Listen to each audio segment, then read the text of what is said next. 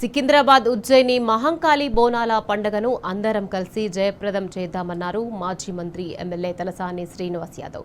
సమైక్య రాష్ట్రంలో బోనాల పండుగ నిరాధారణకు గురైందని గుర్తు చేశారు. తెలంగాణ వచ్చాక తొలి ముఖ్యమంత్రి కేసీఆర్ బోనాలను రాష్ట్ర పండుగగా గుర్తించారని తెలిపారు. బీఆర్ఎస్ పాలనలో 10 ఏళ్లు బోనాలు అంగరంగ వైభవంగా జరిగాయని చెప్పారు.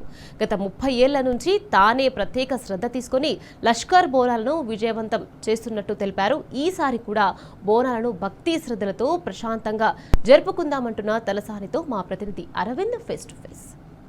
నుంచి కూడా అమ్మవారి మహంకాళి బోనాలు కూడా అంగరంగ వైభవంగా జరుగుతున్నాయి. మనతోని మాజీ మంత్రి ఎమ్మెల్యే తలసాని శ్రీనివాస్ యాదవ్ గారు ఉన్నారు. సార్, ప్రత్యేకంగా సికింద్రాబాద్ బోనాలు అంటే శ్రీనివాస్ యాదవ్ గుర్తుకొస్తారు, శ్రీనివాస్ యాదవ్ అంటే సికింద్రాబాద్ బోనాలు గుర్తుకొస్తారు. సార్, ప్రధానంగా ఏ విధంగా ఏర్పాట్లు జరుగుతున్నాయి? ఇప్పుడే జెండా ఆవిష్కరించారు సార్, చెప్పండి సార్. ఇప్పుడు ఉజ్జయిని మహంకాళి దేవస్థానానికి ఒక 200 సంవత్సరాల చరిత్ర ఉంది.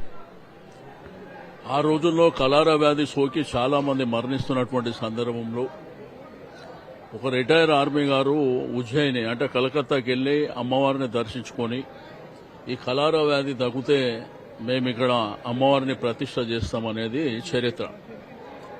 సరే, ఆ తర్వాత జరిగిన పరిణామాలలో అమ్మవారిని ప్రతిష్ట చేయడం, కలారా వ్యాధి తగ్గిపోవడం అనేది జరిగింది. అప్పటి నుంచి పరంపరగా జరుగుతున్నటువంటి బోనాల జాతర. మహిళలందరూ అమ్మవారికి బోనాలు సమర్పించడం, తర్వాత తొట్టేల ఊరేగింపులు గాని, లక్షలాది మంది భక్తులు అమ్మవారిని దర్శించుకోవడం గాని ఆనవాయితీగా జరిగేటువంటిది.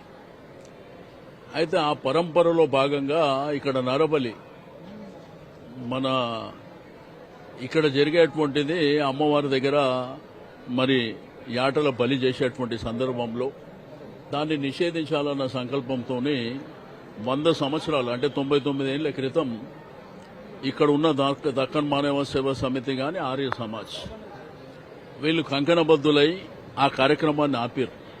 ఇక్కడ అమ్మవారి ముంగట బలి జరగద్దు అనేటువంటి సంకల్పంతో ఆ పరంపరగా కొనసాగుతున్నటువంటి సందర్భంలో దక్కన్ మానవ సేవా సమితి, ఆర్య సమాజ్ కీలక భూమిక పోషించారు.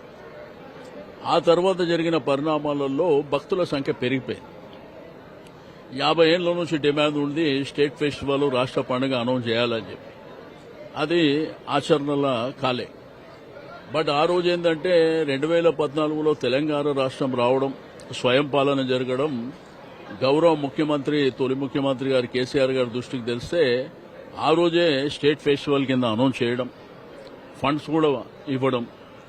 ఆ తర్వాత జరిగిన పరిణామాలలో అమ్మవారికి బంగారు బొమ్మనం సమర్పించడం.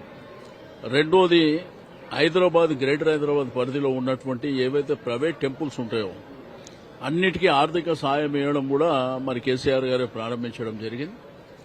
అయితే ఇక్కడ ఈ ప్రాంతంలో పుట్టినటువంటి నేను, వీళ్ళందరూ ముంగట పెరిగినటువంటి నేను, ఈ దేవాలయ అభివృద్ధి విషయంలో గాని, ఈ పరిసరాలలో మౌలిక సదుపాయాల విషయంలో కానివ్వండి ఒక ప్రత్యేకమైనటువంటి చొరవ తీసుకొని సీసీ రోడ్లు కానీ, డ్రైనేజ్ కానీ, వాటర్ లైన్స్ కానీ, ఎలక్ట్రిసిటీ కానీ ఇవన్నీ కూడా ఏర్పాట్లు చేయడం జరిగింది.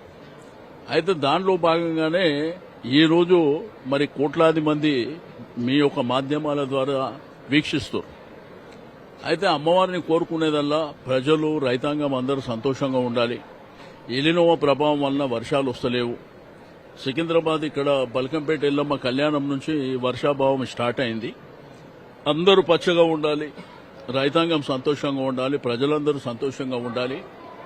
అమ్మవారికి ఇప్పటికే లక్షలాది మంది బోనాలు సమర్పిస్తారు. కాబట్టి ఇక్కడ ఉన్నటువంటి ప్రజలందరూ కూడా సంతోషంగా, ఆనందాలతోని, ఐశ్వర్యాలతోని కుటుంబం అంతా సంతోషంగా ఉండాలని మేము కోరుకుంటాం. నాకు అవకాశం ఏంటంటే తెలుగుదేశం ప్రభుత్వంలో కానీ, కేసీఆర్ గారి ప్రభుత్వంలో కానీ ఇవన్నీ నిర్వహించేటువంటి అవకాశం నాకు రావడం.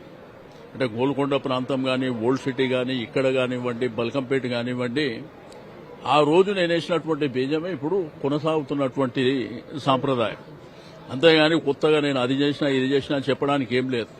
ఆ రోజు మనం వేసినటువంటి దారి ఈ రోజు ఏంటంటే ముందుకు తీసుకువెళ్లవలసినటువంటి పరిస్థితులు ఉన్నాయి. తప్పకుండా నేను ప్రభుత్వానికి కానివ్వండి, అధికారులకు కానివ్వండి, ప్రజలకు కానివ్వండి, ఆర్గనైజర్స్ కానివ్వండి అందరూ కూడా నేను మనస్ఫూర్తిగా అభినందనలు తెలియజేస్తా ఉన్నాను. తప్పకుండా ప్రజలు ఇబ్బంది లేకుండా అందరూ సంతోషంగా పండుగ జరుపుకోవాలి.